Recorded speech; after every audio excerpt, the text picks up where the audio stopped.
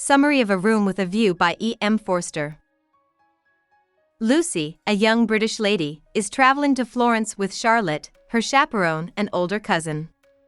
Their stay at the pension Bertolini was disappointing because they were given rooms without a view, which is not what they were told they would get. At dinner, Mr. Emerson and his son George hear the women complaining and offer to switch rooms. These low-class men make a bold suggestion, which Charlotte finds unbelievable. She politely declines, but later, a British reverend named Mr. Beebe mediates between the Emersons and Charlotte. He trusts Mr. Emerson's good intentions and lets Charlotte accept the offer, which means that Lucy and Charlotte get to stay in rooms with a view. Lucy goes to see a church the next day with Miss Lavish, a British author who is staying at the pension Bertolini. Lucy is left by Miss Lavish in the middle of Florence. She meets the Emersons at the church while she is by herself. The boy tells Lucy that his father means well but doesn't know how to be polite or respectful. Mr. Emerson tells Lucy that George is depressed and in world sorrow. Lucy plays the piano and talks to some of the other guests at the pension. Most of them don't like the Emersons. Lucy goes for a walk in Florence another day and sees two Italian guys fighting in a piazza. One of the guys is stabbed and is bleeding a lot next to Lucy. She passes out, and George, who is close, grabs her. When George picks up some pictures Lucy dropped, Lucy feels bad about herself but is thankful. On the way back to the pension by boat along the river, George throws Lucy's pictures into the water because they are stained with blood. He tells her in a strange way, "I shall probably want to live," and asks her not to tell any of the pension ladies who like to talk about other people what did. The next day, Lucy and Charlotte hang out with Mr. Eager, another British minister who doesn't like the Emersons and even says that Mr. Emerson killed his wife. They go on a day trip to the hills outside of Florence with Mr. Eager, Miss Lavish, the Emersons, and Mr. Beebe. Everyone walks around when they get there, leaving Lucy alone. She finds a deck with flowers all around it and runs into George. George kisses Lucy without thinking about it, and Charlotte walks out onto the terrace at the same time.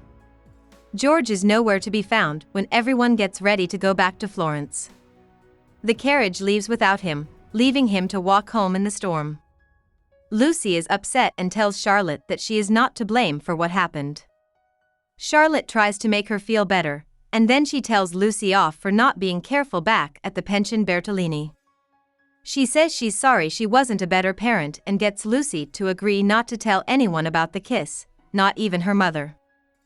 Charlotte decides that they will leave Florence right away the next morning and go to Rome to stay with Lucy's family friends, the Vices. The story then jumps ahead in time to Lucy's home in England, Windy Corner, after her trip to Italy. Lucy's mother, Mrs. Honeychurch, and her brother, Freddie, can't wait to hear how Lucy's engagement to Cecil Vyse turned out. In fact, he's asked her to marry him 3 times. The first 2 times were in Italy, while she was staying with his family in Rome. Lucy says yes to the 3rd proposal after turning down the first 2. Mrs. Honeychurch is overjoyed. Freddie is also excited about the proposal, even though he doesn't like Cecil very much. Soon after, Mrs. Honeychurch takes Lucy and Cecil to a garden party to show off the guy her daughter is going to marry. Cecil is snobbishly bored and sick of the people who live in Windy Corner. As they ride back home, they pass a house that the owner, Sir Harry Otway, wants to rent out. The Miss Allens, 2 old single sisters who stayed at the pension Bertolini, might want the place, which Sir Harry likes the idea of. Cecil doesn't like Sir Harry because he thinks he represents the fake but pompous upper-class society in the country. Lucy and Cecil walk home alone through the woods. Cecil fears that Lucy only thinks of him when she is in a room with no view. Cecil tells Lucy that he wants her to think of him outside, and Lucy agrees. A small pond that Lucy and Freddie used to bathe in as kids is next to them. They call it the Sacred Lake. Cecil asks Lucy if he can kiss her, and she says yes. The 2 of them then share an awkward hug. Cecil feels bad that he didn't just take her and kiss her affectionately without her asking. In one day, Lucy finds out from Freddie that Cecil has set up for someone named Emerson to move into Sir Harry's house instead of the Allens. Lucy is worried, so she goes to talk to Cecil. Cecil tells her that he met two lower-class men at the National Gallery in London and told them to move into the house to make fun of Sir Harry for being so rude. The Emersons do move in the end, and Lucy is already living with Cecil and his mother, Mrs. Vyse, in London when they get there. Lucy gets a letter from Charlotte there. In it, Charlotte worries about the Emersons living so close to Windy Corner. She tells Lucy to talk to her mom about her past with George. Lucy writes Charlotte a cold letter in which she says she is determined to keep her relationship with George a secret. She is annoyed and angry. Lucy goes to a dinner party with Cecil and his London friends. Cecil likes how well Lucy seems to be fitting in with London society. "Make Lucy one of us," Mrs. Vyse tells Cecil with excitement, adding that she is purging off the Honeychurch taint. Back near Windy Corner, Mr. Beebe and Freddie visit the Emersons on a Saturday afternoon. During their talk, Mr. Emerson insists that men and women are equal and says, "When we no longer despise our bodies, people will find a perfect life like the Garden of Eden." Fred, George, and Mr. Beebe choose to swim in the sacred lake. On the way, they talk about how strange it is that the Emersons met Lucy in Florence and then ended up here. George says it's all fate. When they get to the pond, they are amazed by how beautiful the water and the area around it are. After taking off their clothes, they swim, play, and run around wildly until Cecil, Mrs. Honeychurch, and Lucy come through the woods. They hide until they are ready to go.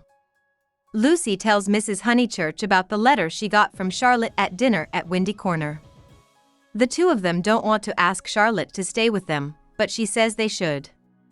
But Mrs. Honeychurch won't give up, so Cecil and Lucy finally give in and agree to ask her.